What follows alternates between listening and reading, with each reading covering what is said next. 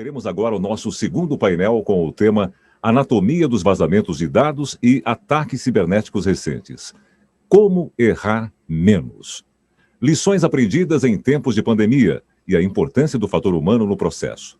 Bem, e vocês que nos acompanham pela TVD também poderão participar dessa conversa enviando perguntas e comentários para os nossos debatedores. O espaço para isso está na sala de transmissão da TVD, na caixa abaixo aí do vídeo chamada comentário. Nossa equipe de jornalistas está muito atenta para levar essas perguntas à mediadora do painel, a diretora do Security Leaders, Graça Sermude, que está aí prontinha, sempre a postos, não é? Bem, vamos então receber nossos convidados. Chamo primeiramente o Eric Mendes, que é o Territory Manager da Tenable. Boa tarde, Eric. Boa tarde, Ângelo. Boa tarde a todos. Tudo bem? Prazer muito bem-vindo, muito bem-vindo. O prazer é nosso. Chamo também a CISO e CSO Information Security Senior Manager e gerente executiva de segurança da informação da Petrobras, Márcia Tosta. Boa tarde, Márcia. Boa tarde, Ângelo. Um prazer estar aqui com vocês hoje. O prazer é nosso, Márcia. Muito bem-vinda. Convidamos também o Iano Santos, que é o CISO da rede Mater Dei Saúde. Boa tarde, Iano. Boa tarde. Ei, Graça aí, pessoal. Obrigado pelo convite, viu? Ora, obrigado a você. Bem-vindo. Convidamos também o diretor adjunto de Estudos e Relações Econômicas e Políticas Internacionais do IPEA, José Eduardo Brandão. Boa tarde, José. Boa tarde, Ângelo. Boa tarde, Graça, demais panelistas. Muito obrigado pelo convite mais uma vez. Muito bem-vindo. Convidamos ainda da Alliance Sonai, o CISO Abian Laginestra. Boa tarde, Abian. Boa tarde, Ângelo. Boa tarde a todos. É sempre um prazer estar no Security Leader, poder falar com esse time e estar desfrutando da mesa com esse time incrível aqui. Ótimo, muito obrigado por sua presença. E, finalmente, o Eduardo Salomão, que é o CISO da MRV Engenharia. Eduardo, tudo bem com você? Tudo bem, Ângelo. Obrigado pelo convite. Graça, obrigado aí. Vamos aí aprender aí com os amigos aí nessa rodada aí. Com certeza, todos nós. Graça, por favor, fique à vontade para conduzir esse debate. Sensacional, obrigada, Ângelo. Meu agradecimento também a todos aqui. Um prazer enorme. É claro que eu adoraria, né? O Security Leaders regional, para mim, é um prazer imenso, porque a gente viaja o Brasil inteiro e a gente consegue estar com vocês pessoalmente em todas essas capitais. Mas eu confesso para vocês que está sendo muito bom também ter esse encontro virtual. Eu acho que a gente tem que ser otimista, olhar pelo lado positivo, e está sendo muito legal. A plateia está com a gente aí desde cedo, todos os que nos acompanham presencialmente, de Minas, Brasília, Rio, Espírito Santo, participando aí conosco. Então, muito obrigada pela audiência e por vocês estarem aqui conosco nesse painel de debate. Bem, o nosso assunto, ele é um dos painéis clássicos do Security Leaders, porque ele fala justamente do cenário de vazamentos. Mas a gente tem agora, diante do que nós estamos vivendo com a Lei Geral de Proteção de Dados e uma série de outros movimentos relativos à proteção de dados, um cenário muito desafiador junto com a pandemia. Eu quero abrir esse painel justamente falando desse aspecto, né? Então, infelizmente, o ano de 2020, né, não vai ficar marcado só pela pandemia do novo coronavírus. O número de ataques cibernéticos envolvendo phishing, por exemplo, cresceu neste ano absurdamente, e, infelizmente, o Brasil está no top 10 de países mais afetados por essa verdadeira pandemia cibernética que nós estamos vivendo. E o impacto dessa pandemia cibernética está sendo sentido na pele de vocês que estão à frente dessas organizações. Eu queria começar exatamente nesse aspecto, o quanto esse cenário de pandemia cibernética está promovendo mudanças para você dentro da sua estrutura e do seu modelo de segurança. Eu vou começar sempre por Ladies First. É tão importante a presença das mulheres, né, na área de segurança e nos nossos painéis.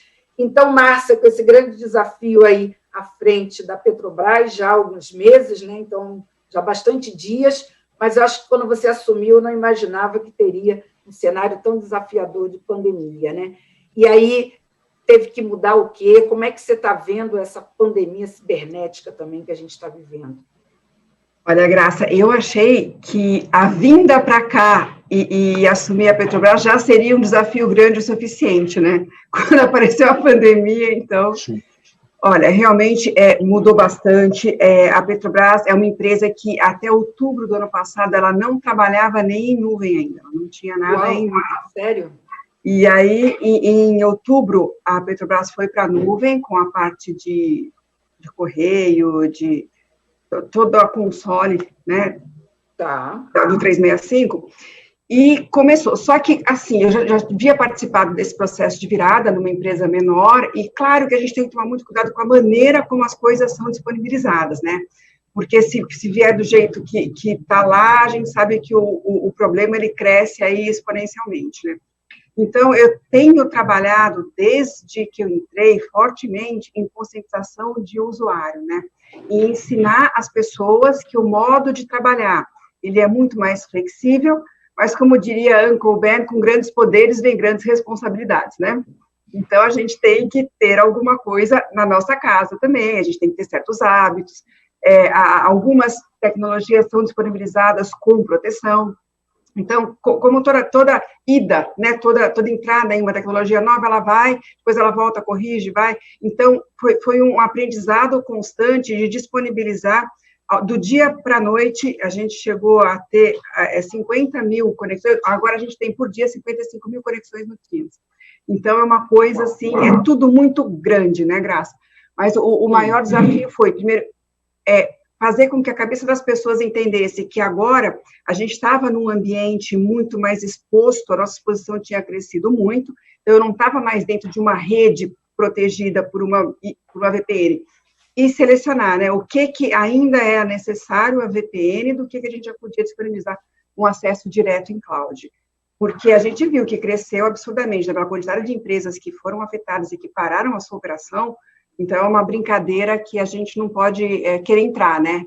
Então, para mim, foi esse grande desafio, né, mudar a cabeça das pessoas e levar informação, muita campanha, muito filminho, muito treinamento online, bastante coisa, assim, no sentido de conscientizar as pessoas. E só para complementar, Márcia, rapidamente, né, você falou que em outubro vocês iniciaram essa jornada para a nuvem, né? Só para a gente entender, quando aconteceu tudo isso e veio a pandemia, você acredita que o fato de já estar nessa jornada facilitou ou tornou mais complexo ainda encarar a pandemia em nuvem? No nosso caso, facilitou, Graça, porque a gente tem um volume muito grande, né? São 100 mil pessoas, 50 mil funcionários, 50 mil terceirizados que acessam o ambiente. E aí a gente teria uma entrada muito grande, né? Porque a gente tinha muito volume dentro de casa, né? A chegada não estava customizada para isso. Então, ainda assim, a gente fez um investimento em potencialização, em ampliação da infraestrutura para receber tantas conexões, porque o que era 100% de casa, de repente, passou a ter 100% da rua, né? E aí, a gente tirando essa parte, o que deu mais preocupação foi arredondar todas as tecnologias para que pudéssemos realmente abrir o acesso despreocupado, né? Porque quando está em nuvem, é sempre uma preocupação. Então, isso deu bastante preocupação para a equipe de segurança, houve uma equipe focada nisso, 24/7, para ajudar a garantir que a gente estava realmente, e fomos calibrando, como era um ambiente novo, como eram coisas novas, a gente estava, além de ter disponibilizado coisas novas, levando coisas de dentro para fora, para poder garantir performance, acesso, tinha gente que estava em sítio, tinha gente, então, né, uma série de ações. Mas eu achei que facilitou muito, Graça, o fato de já passado pela virada. Tá ótimo, é muito legal, é muito importante a gente ter essas experiências. E, Ano, mudanças aí, né? No meio da pandemia, além da pandemia cibernética, de todo o cenário, mudanças, e você vai para uma área que está no olho do furacão, área de saúde. Nossa, o que você pode contar para a gente aí e compartilhar do que você está percebendo? Quer dizer, o que para você, na sua rotina, na sua preocupação com questões de proteção, juntando tudo isso, a mudança, saída para um setor como saúde e um cenário de pandemia cibernética, o que você pode falar que se tornou crítico aí para você? Oi, Graça. Obrigado mais uma vez pelo convite aí. Grandes amigos aí junto. Eu estou há 25 dias nesse mundo de saúde, né? Eu nunca tinha Já vem a Graça querendo saber. Pô, vou te contar, né? O Graça dá um tempo, sim, né? Mas deu para perceber bem. E deu para perceber bem, eu realmente vim para o olho do furacão, assim, de uma pandemia, realmente, onde eu estou numa empresa de 40 anos, que tem um foco muito forte, o valor principal é cuidar de pessoas, né? Então, assim, a gente cuida de pessoas, os nossos clientes são os nossos maiores, o maior valor que a gente tem. Então, isso é muito forte aqui dentro, e eu tenho que casar isso com segurança da informação. Então, assim, é um desafio muito grande, eu tenho uma estrutura muito robusta dentro da nossa rede de saúde, mas realmente com a pandemia, isso que a Márcia falou, a gente não tá. O meu atendimento é in loco, o meu é pessoal, é presencial. Eu não tenho atendimento remoto. A gente pode ter alguma consulta, uma videoconsulta, telemedicina, alguma coisa nesse sentido, mas o grosso nosso é presencial. É presencial. As pessoas vêm para cá. Então eu tenho que ter uma disponibilidade de sistema absurda. Eu tenho que estar preparado para quê? Eu estou acostumado a atender lá 3.000 pessoas. Numa época de pandemia, isso se multiplica por 10. E o meu sistema está preparado? E a segurança do meu parque está preparada para isso? Então, assim, são visões que eu não tinha antes. É um segmento novo, é um segmento muito crítico, muito sensível, e que a pessoa já vem, não é porque ela quer estar aqui. Ela já chega aqui, ela não quer, ninguém quer ir tratar de alguma coisa, né? Então, tem essa sensibilidade, a pessoa já chega aqui mais sensível, a pessoa já chega aqui um pouco mais suscetível a um estresse. Então, a gente tem todo... Aí o sistema não funciona. Eu gerei mais problema ainda para a pessoa. Então, assim, essas questões de segurança aqui são realmente levadas muito a sério, e a gente foca muito nessa questão de tentar manter o ambiente o mais estável possível, o mais seguro possível. A gente tem a lei que chegou, a gente é impactado diretamente na lei, porque a gente só tem dado sensível, a gente não tem outro tipo de dado.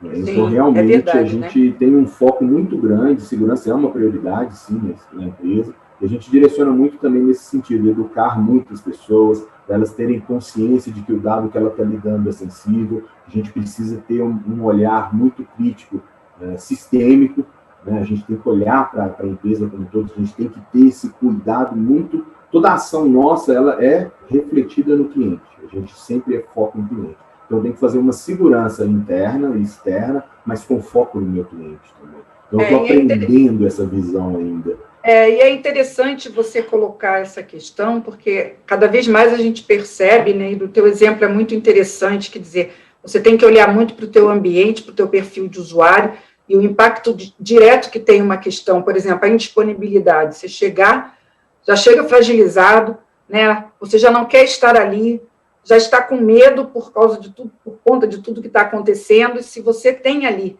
ou um incidente, ou um problema de disponibilidade, o quanto que isso torna mais crítico ainda, né? Então, muito interessante você mostrar como é que cada vez mais a segurança, né, e vocês, líderes de segurança, têm que estar muito próximos e sensíveis ao modelo de negócio, mas principalmente a user experience, a experiência do usuário, a experiência do cliente, né?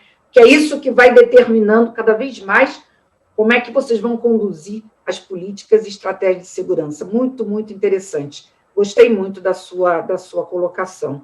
Eduardo, vamos falar um pouquinho de um setor. Aí está tranquilo, Eduardo, no teu setor?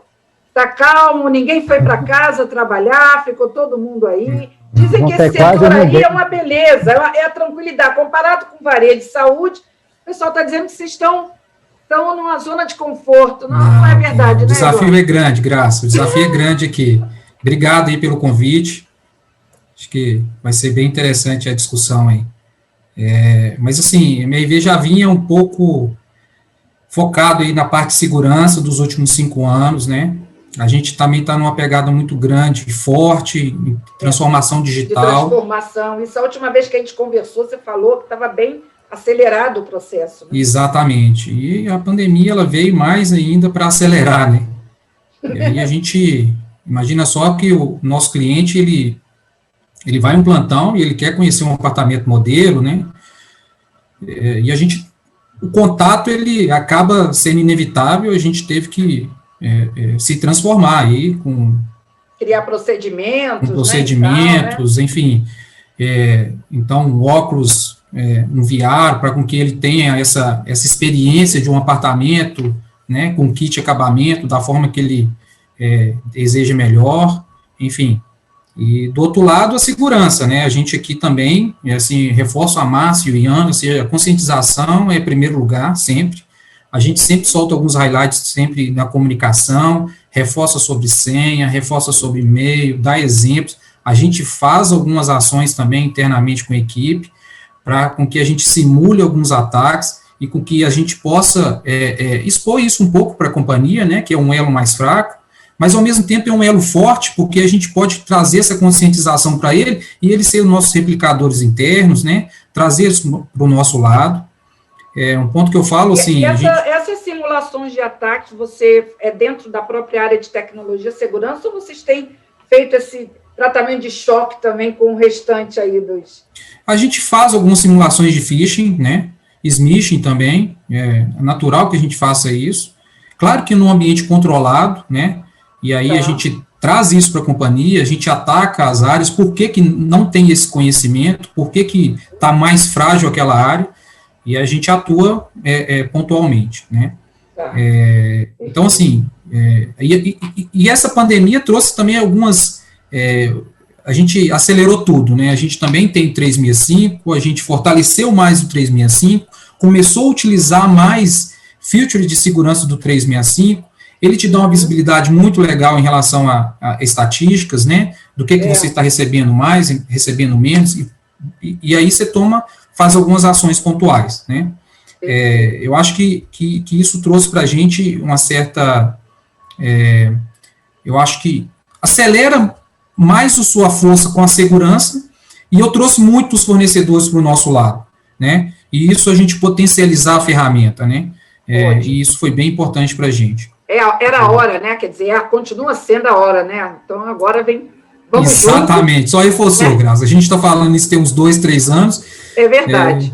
Né, verdade. E aí, realmente, chegou mesmo, né. Muito interessante a sua contribuição, 2 aspectos que eu achei interessante, a coisa da aceleração, que realmente aconteceu, né, muitos falaram que se não tinha se transformado até então, teve que se transformar na marra, né. Exatamente. O prazo ali e tudo foi necessário, mas essas experiências também de simulações e o fato de ter hoje também os parceiros da indústria mais próximos, né? Muito importante isso também.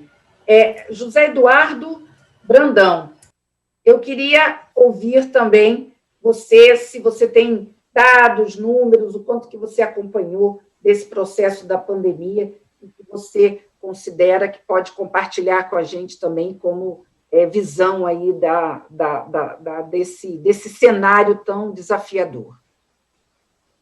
Bom, obrigado. Bom, todos os ataques dependem de algum tipo de vulnerabilidade que precisa ser explorada, né? E esse ano, por incrível que pareça, aumentou muito. Nós já tivemos, desde o início do ano até agora, um aumento de 14% no número de vulnerabilidade. Diariamente, são mais de 50 vulnerabilidades novas que estão sendo reportadas. Nossa.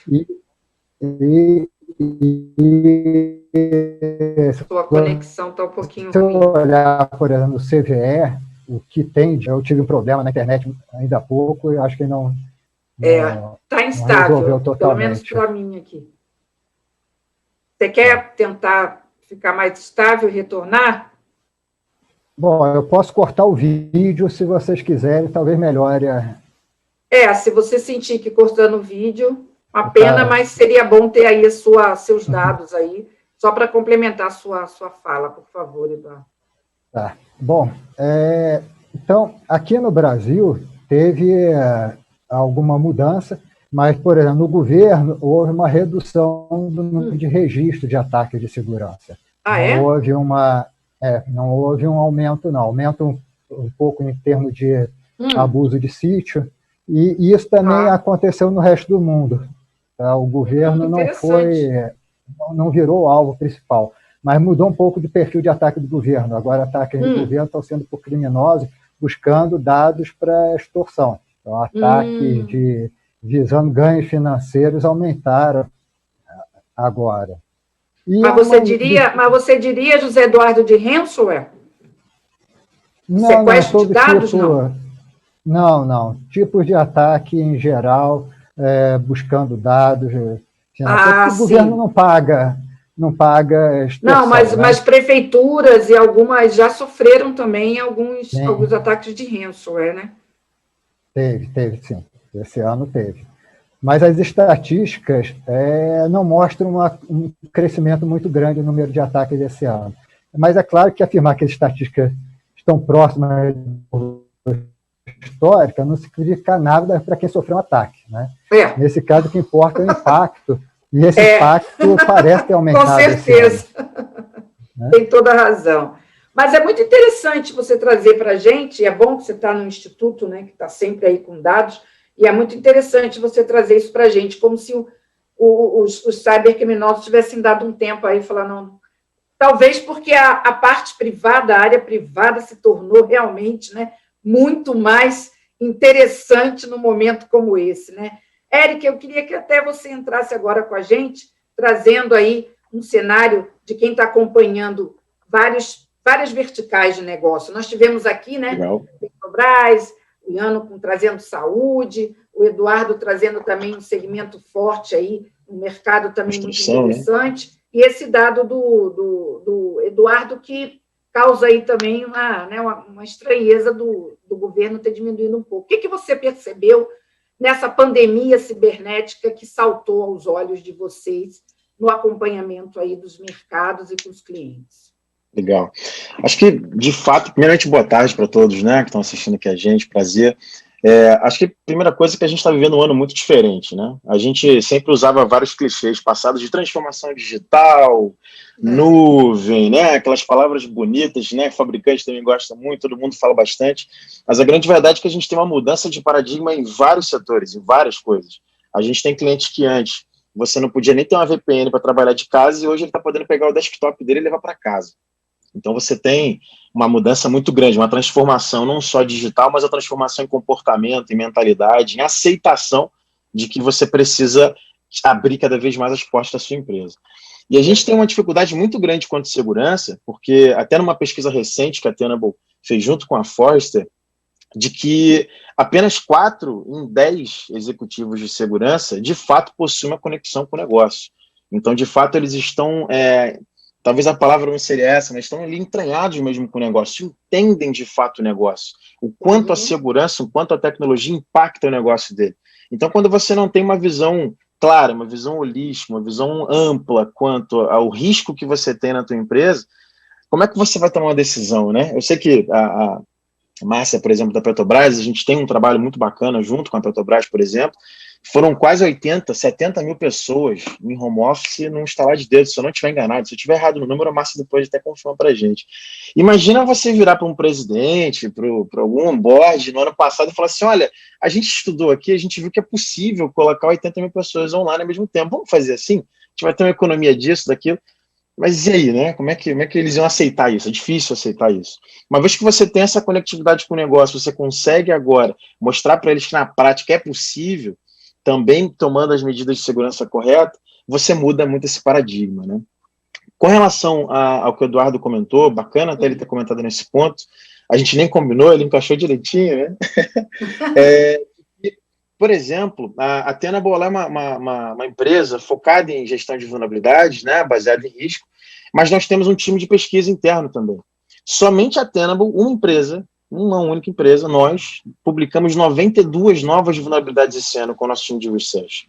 Então, imagina que existem milhares de outras empresas também buscando vulnerabilidades no mercado. E pegando o tema do nosso debate, os ataques recentes, a sua grande maioria, para não dizer todos, utilizaram alguma vulnerabilidade, né? Utilizaram algum gap de segurança, alguma falha de segurança. E pior ainda, na maioria das vezes, gaps conhecidos. A grande questão é como a gente trata isso.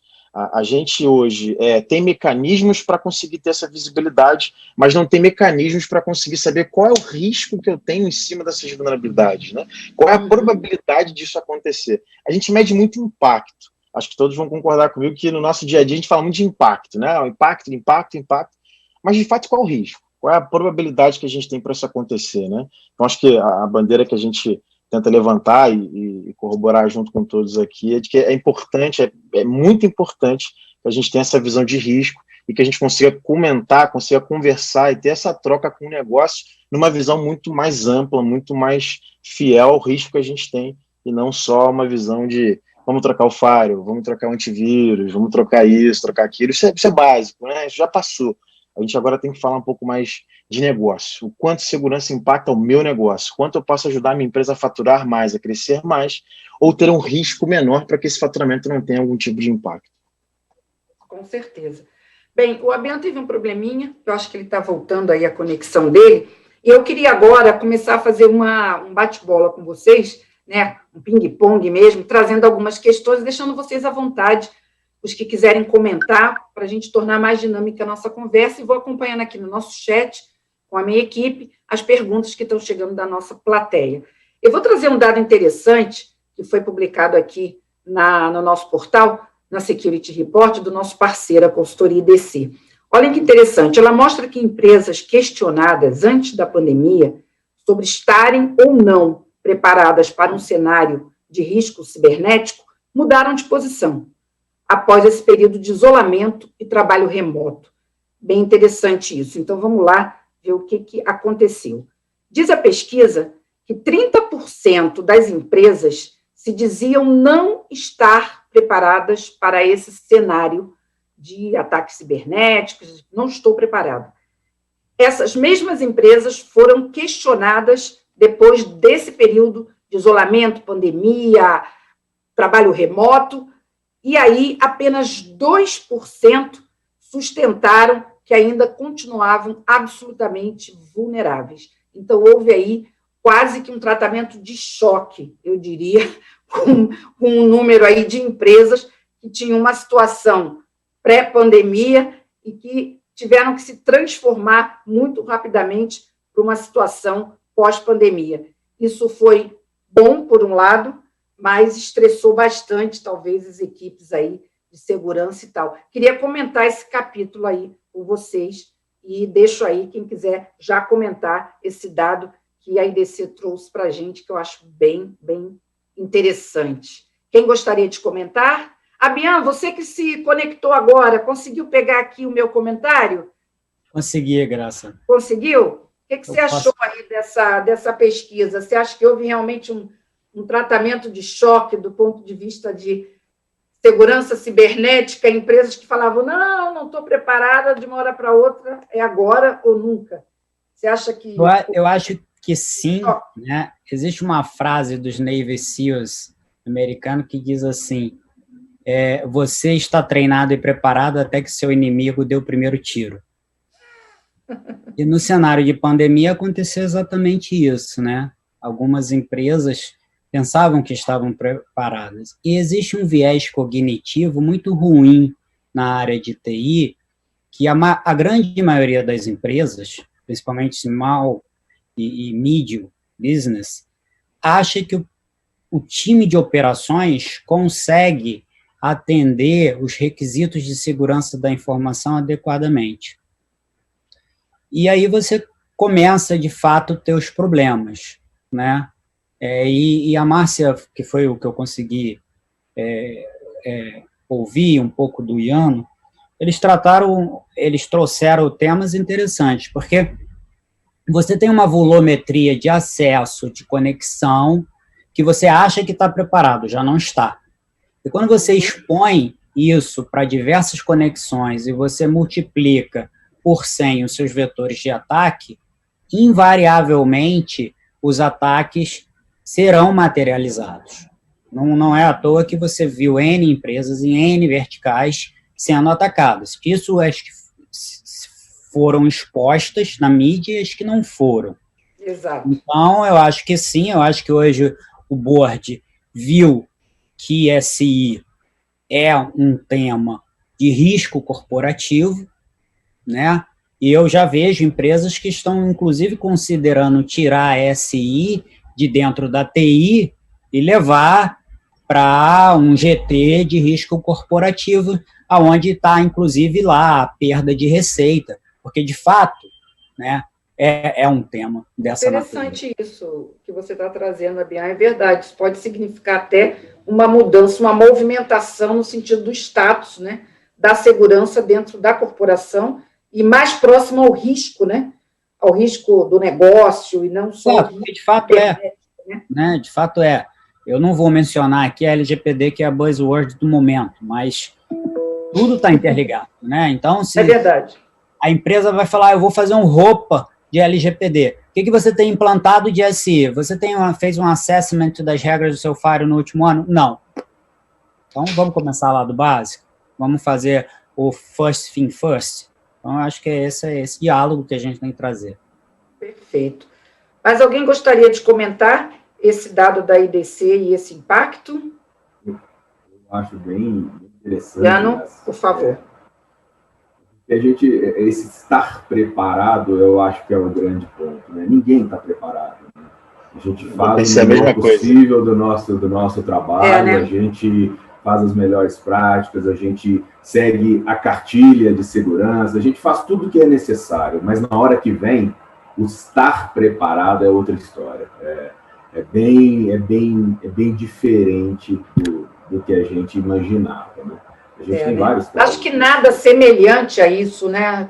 Foi realmente uma situação muito... Por mais que você teste, por mais que você simule, a realidade é bem diferente na hora que acontece, né? Então, a gente tem muito que essa pesquisa ela é interessante, sim, porque ela chama a atenção de pessoas que antes não tinham atenção em segurança. Exato. Porque dificilmente... Eu não vejo segurança como ajudar a aumentar o faturamento. A gente não ajuda a aumentar. A gente diminui o risco de se perder faturamento. Sim. A gente atua na prevenção. Eu consigo, vou fazer o máximo que eu posso para o meu faturamento não ser impactado. Mas para não ter perdas, né? Para não ter perda. Porque aumentar realmente a atuação de segurança é limitada nesse ponto. Né? Mas eu acho que o nosso trabalho é esse mesmo, é tentar fazer com que nunca tenhamos um impacto negativo no faturamento das nossas empresas. Eu acho que esse que é o nosso objetivo principal, né? Garantir que a operação rode bem e que a gente consiga, no que tange segurança, dar uma tranquilidade, né? Mas o estar preparado, assim, eu acho que é bem... Essa pergunta é forte. Muito forte. É igual garantir, né? Quando alguém se garante, ele vai falar, amigão, peraí, garante é muito então difícil. Você fala assim, bom, quem vai estar ouvindo a minha resposta? Exatamente. Você pode desafiar esse ecossistema de cyber aí, não sou eu, não vou não. Eu não vou ter que estar preparado. Né? É bem arriscado. Eu não sei se... Você queria comentar, Eric? Eu queria comentar uma frase que uma vez eu tive um debate com um cliente, né, que a gente acaba virando amigo no final. Ele comentou uma coisa para mim que é muito legal, que vai encaixar bem nessa pesquisa. Eu não sei se a palavra correta é usar preparado ou consciente. Porque uma coisa é você fala o seguinte, eu estou preparado para que agora eu saia aqui na rua e de repente um ônibus venha e tal. É difícil estar preparado, por mais que você até espere, psicologicamente é muito difícil você falar que está preparado para receber esse tipo de situação. Mas consciente é outra história. É você saber quais são os gaps que você tem, quais são os riscos que você tem, quais são, às vezes, até os problemas que você tem na prática. Assim. Eu tenho certeza absoluta que todos os gestores que estão aqui nesse debate com a gente, eles sabem onde estão os gargalos. Ou eles sabem alguns gargalos, pelo menos. Tipo assim, cara, eu sei que aqui eu tenho um problema, então eu preciso endereçar. Então, se você tem essa consciência, você consegue debater isso dentro da sua empresa de maneira mais aberta, você tem um pouquinho mais de preparo, vamos dizer, né? Mas estar preparado é muito difícil. Quando alguém diz, 30% diz que não está preparado, eu digo, olha, pode ser, mas no modo geral, o grande problema está na conscientização mesmo, de você saber que você tem esse problema. Um segundo ponto que eu até trago para todos comentarem eu tive na semana passada um bate-papo com um cliente que ele falou o seguinte, o que eu mais gostei da pandemia e desses incidentes que aconteceram é que segurança não é mais só minha responsabilidade. Porque começaram a ter outras preocupações em outras áreas. Porque a grande verdade é o seguinte, o cara quando vai subir a aplicação, eu não deixo mais ele subir essa aplicação, porque eu vou lá e falo o seguinte, olha, cara, você tem esse problema. Então, ele faz uma corresponsabilidade, ele compartilha com esse cara a responsabilidade de aplicar essa nova diretriz, essa nova aplicação da vida, por exemplo. Um outro ponto, porque isso aconteceu agora na pandemia, porque muitos serviços que ele tinha, que era dentro de casa, que era in-house, como é que esse usuário de casa vai acessar? Então, ele teve que sair publicando várias aplicações novas, né? Um outro caso de um cliente que era de retail, de varejo, ele não tinha um aplicativo de celular para fazer compra online. No meio da pandemia, se ele não libera compra online, simplesmente ele não vende. E aí, como é que você faz a segurança disso? Você teve que ter essa publicação, assim ela vão ter. Então, é importante ter esse tipo de visão, né? Eu acho que é muito mais a palavra consciente, talvez, do que preparado, né? Eu acho difícil. Mais algum comentário sobre esse tópico? Eu gostaria de complementar, Graça. Concordo com a Bianca falando sobre essa parte de... O board, agora, ele fala sobre segurança, né? Assim, eu recebo informativos, eu discuto como que você está, o que que você está fazendo, o que que você já fez, né? Como que estamos, né? Acho que essas informações estão circulando com o board, assim, mais intensamente, muito mais... Você percebeu depois do próprio fenômeno? A gente já falava, mas não intensamente. Houve essa mudança, efetiva. Houve essa mudança, a gente conversa, a gente senta para discutir isso, né? Segurança em primeiro lugar, claro. A gente não vai impedir nada, né? Assim, a gente não quer ser burocrático, mas segurança em primeiro lugar. E aí, estar preparado, isso aí eu concordo com eles também, assim, a gente tem que saber o nosso território, né? Você conhece a sua casa muito bem, onde que estão suas aplicações, enfim, eu acho que isso é importante, não adianta nada você falar que você está preparado, mas o cara subiu uma aplicação lá em outro lugar, que você nem ficou sabendo, e aí você não aplicou seu baseline mínimo de segurança, enfim, pode ser uma brecha que você nem tinha conhecimento, e isso pode complicar para você, né? Sim. E isso é muito legal. E aí, só complementando, ele falou sobre os CIOs, eu li o livro dele, gostei demais, e eu falo com a equipe de segurança que o meu último dia fácil foi ontem, porque cada dia, né, a gente tem uma novidade. Mas esse painel está maravilhoso, o pessoal da minha equipe deve estar escrevendo lá, está cheio de lead, como a gente fala no jornalismo, está cheio de lead, está cheio de manchete, vocês estão trazendo frases ótimas aqui. Exatamente, e assim, a gente começou a ter até reuniões diárias para saber as ações que a gente está fazendo, enfim, claro que no início é mais intenso e agora a gente está criando pontos de controle, e isso está sendo bem legal e a gente está vendo o resultado, né, assim, a gente vê isso. Muito bom. Eu acho que essa discussão do board, conforme o Eduardo falou, o Eric falou também, e mais uma vez elencando com tudo que todos falaram, assim, qual o primeiro passo para a gente, quais os dois primeiros passos quando eu entro numa companhia e faço um acesso? TI, óbvio, e aí o que o Eric falou, às vezes você tem o dito pelo não dito, tem o melindre dentro da própria área de TI. A área de TI não quer ser exposta, porque no afã de lançar uma aplicação, uma infraestrutura, a gente sobe do jeito que está. Né? Eu fui diretor de TI e decidi ir para a segurança porque eu gostava muito disso. Mas a gente sobe, a gente quer inovar, e tudo se fala, né? E aí existe um melindre dentro de operações, de desenvolvimento, de você apontar e falar, olha, sua aplicação está com cross-script site, sua aplicação está permitindo fazer SQL injection, né? Permitindo fazer captura de cookie. A pessoa tem que estar preparado de forma madura para ser uma compra de risco compartilhada. Então, tudo se fala. E o board tem que dar empowerment para a SI para fazer um programa de treinamento. Porque TI, SI trabalhando junto, a granularidade do usuário sempre vai existir. Sempre vai existir que o usuário que vai criar uma senha de 18 caracteres e vai deixar num post-it. A gente precisa saber que isso vai acontecer. Né? Senha de 18 caracteres no post-it. Vai acontecer. Então, a gente não pode ter a imaturidade de achar que após um programa de treinamento, após um MFA, eu já vi isso acontecer. Né? O usuário criou uma senha forte, porque a gente colocou enforcement, e aí o cara anotou no post-it, entregou o celular dele com MFA para a pessoa colocar. Então, a gente cria controle, o usuário cria métodos para aquilo criar menos atrito, e faz parte do trabalho. Sim. Mas um programa de conscientização bem adequado, o board dando empoderamento, fecha esse ciclo. E aí a gente consegue ter o final do dia um pouco mais tranquilo, né, Eduardo? Eu vou trazer comentários aqui também, já trazer nossa plateia, o pessoal daqui do Tempo, que eu me empolgo, né, gente, no painel, e aí, ainda bem que tem uma equipe cuidando do tempo, não é?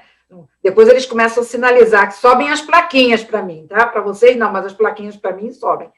Mas eu quero trazer a plateia, que está nos acompanhando aqui, sensacional, já fazendo comentários. A Patrícia Pires Santa Bárbara, da Gersa, fala o seguinte, bem interessante esses dados do IDC, prevenção é a tônica, gostei muito da Graça ter trazido essa pesquisa. Uma pergunta aqui para você também, Márcia Tosta. A pergunta é do Renato Rosalino, da Clínica Vilas Boas. Ele pergunta o seguinte, Márcia, como a Petrobras colocou 70 mil pessoas em home office em relação à questão de banda de internet da Petrobras, como é que vocês resolveram isso? Márcia, conta para a gente. Então, esse foi um daquelas frentes que eu falei que a gente teve que fazer um investimento e uma adequação do dia para a noite, né?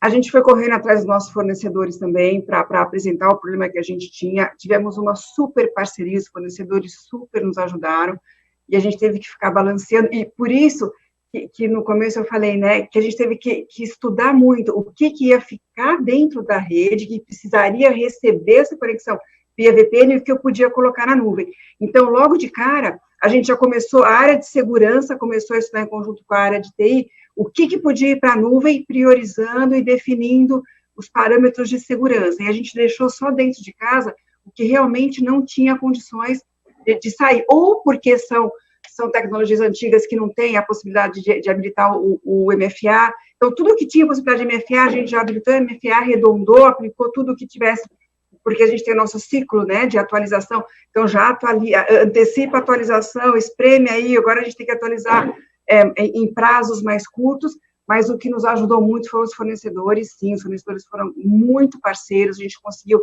aumentar rapidamente a capacidade do link e sempre equilibrando, né? Então, está sobrecarregado, o que nós vamos mandar para a nuvem, vamos lá, começa a arrumar isso aí. Mas eu achei, o teu comentário, Graça, eu achei perfeito, né?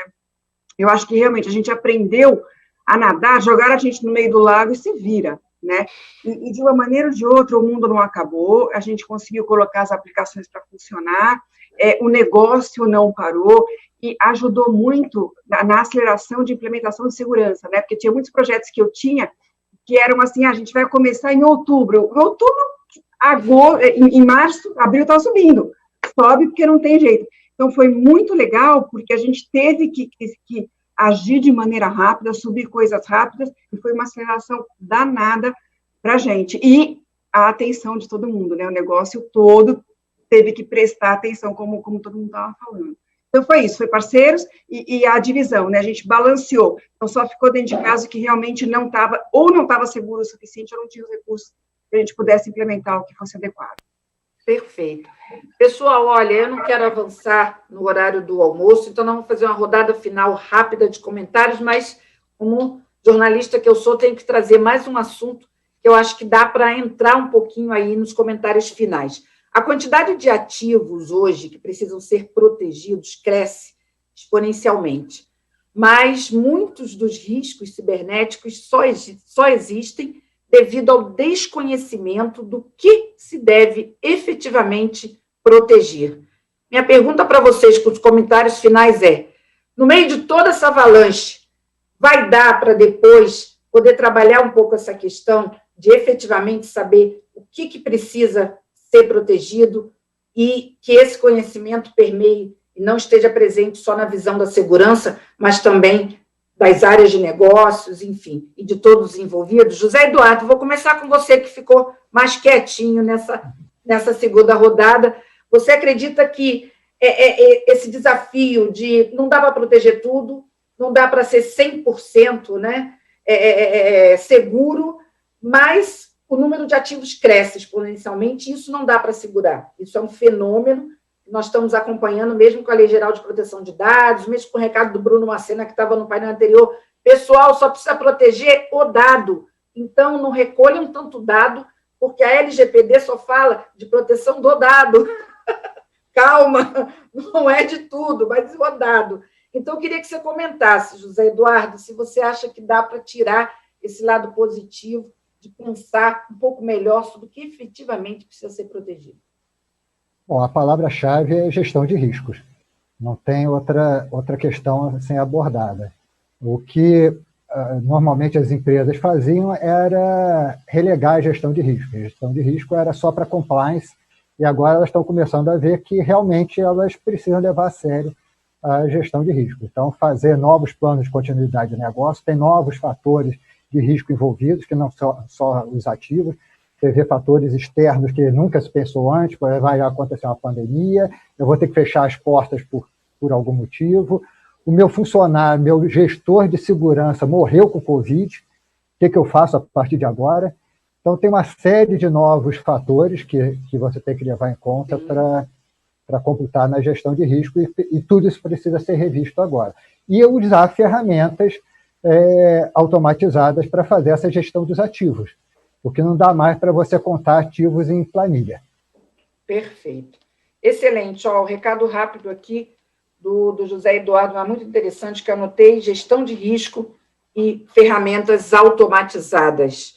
Iano, sua mensagem final, o que você deixa aí que você acha que vai ser importante como uma dica aí, voltando para essa questão do que efetivamente vai ter que ser protegido?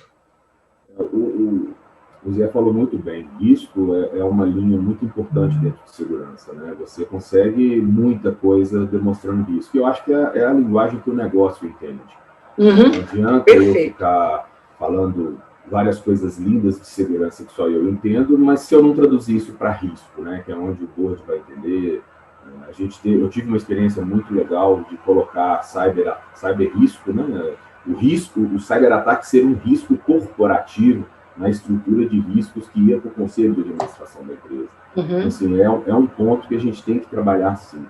Essa escala de ativos absurda, né? Porque a casa do cara passou a ser um problema para mim agora. Porque o cara está conectando de VPN da casa dele. E quantos ativos ele tem ali antes de chegar até o meu ativo principal? Então, isso realmente ganhou uma escala grande. E existem várias soluções, várias tecnologias que conseguem nos apoiar dessa forma. E essa gestão automatizada, ela realmente é fundamental. Não tem... Bacana. Eu não consigo imaginar mais ninguém gerindo um parque em planilha de Excel. Eu, sinceramente, olhando para o tamanho do parque que eu tenho que gerir, eu, sinceramente, não consigo imaginar, né? Mas acredito que essas duas linhas, assim, realmente são bem importantes para a gente na segurança, sabe? Tá ótimo. Eu vou pedir a colaboração de todos, porque o pessoal não quer que eu avance muito no horário de almoço, senão a plateia aqui vai, né, puxar minha orelha. Então, eu vou pedir para, rapidinho, só uma despedida aí, um comentário rápido aí. Eduardo Salomão, sua frase aí, para a gente finalizar. Eu acho que, assim, a gente tem que conversar mais com o negócio, né? Vamos conversar com o negócio e vamos colocar o risco na mesa, né? Vamos discutir o que realmente é importante, focar nele e, enfim, e trazer isso de forma, novamente, até fui um pouco repetitivo, mas menos burocrática. Acho que vamos trazer isso um pouco mais leve e trazer isso para o jogo também, né? Assim, tá todo mundo falando de segurança. Minhas filhas, outro dia, estavam falando de segurança comigo. Então, isso já virou pauta de todo mundo, né? Vamos falar disso. É isso aí. Obrigado, tá? Novamente pelo convite. Um abraço a todos aí, meus amigos aí. Márcia, você falou bastante, mas deixa um recadinho rápido aí. Ok. Eu concordo com a automatização, inclusive eu queria deixar um recado e convidar todo mundo aqui. Nós, na Petrobras, estamos aí puxando um trabalho de compartilhamento de inteligência de defesa de ataques, né? Então, a gente está liderando aí, a gente já está se filiando ao FIRST, a gente tem aí uma estrutura muito boa. Convido a todos que quiserem fazer parte, né? Só mandar um e-mail para a gente lá, que a gente está liderando isso, e esse ano a gente vai conseguir aí uma grande evolução compartilhando a inteligência que a gente aprende, cada um na sua casa. Obrigada pelo convite. Que bacana. Que bacana, muito legal. Abian, se despedindo aí rapidinho. Despedindo, e vou sair a francesa, que eu tenho um call agora. Graça, muitíssimo obrigado. É sempre ótimo estar com essa plateia, estar com esses amigos de carreira aí e dividir conhecimento. A frase que eu tenho para deixar é: segurança é dever de todos. Segurança da informação não é da área de SI, é do marketing, é do RH, é do jurídico, é do C-Level, é da área de operações, é da área de logística. Se você não tem segurança da informação no seu meio digital, você vai falir a sua empresa. Bom, eu preciso sair. Obrigado. Sucesso, Fabiano, o seu desafio também. Eric, sua mensagem final, deixa aí para gente. Uma boa frase, Eric, que você guardou para fechar. Uma coisa que eu queria dizer é, todo mundo falou que de risco a gente tem um crescimento enorme aí dos ativos. Duas palavras que eu posso deixar para vocês é: pensem muito em priorização preditiva. Não adianta a gente saber os ativos que a gente tem se a gente não automatiza a inteligência para priorizar aquilo que realmente importa. Saber aonde eu tenho que focar primeiro. Eu acho que isso que é a frase que eu deixaria é essa. A segunda coisa, para finalizar, eu fico muito feliz de ouvir de pessoas, da Márcia, o Ian, Eduardo, os dois Eduardos, né? Todos eles, em algum momento, falaram de fornecedor, de valorizar o trabalho do parceiro. Trabalho há 15 anos como consultor. E eu percebo que os melhores executivos, os que mais conseguem ter sucesso e resultado, são aqueles que entendem que os parceiros deles são parceiros. Não são vendedores para comprar e vender produtos, são parceiros. Então, nesse momento de pandemia, a gente conseguiu fazer muita coisa legal de ajudar as pessoas, né? E no final somos seres humanos. Então, eu fiquei muito feliz de ouvir, não só eles falando do trabalho do dia a dia, né? Mas é bacana você ouvir e falar, cara, meu parceiro me ajudou, meu fornecedor me ajudou. Então, aqui representando talvez todos os fornecedores, muito obrigado por esse reconhecimento. De fato, contem com a gente ideia é a gente ajudar, né? Obrigado, muito grande bom, prazer. Eric. Um belo recado. Gente, olha, muito obrigada. Márcia, Iano, Eduardo, José Eduardo, Eric, o Abian, que teve que já ir para uma call. E a vocês que continuam com a gente aí desde de manhã, vamos fazer um intervalo, para a gente continuar. E agora é com o Ângelo. Pessoal do painel, obrigada, foi sensacional. Obrigado. Até a tchau, próxima. Tchau.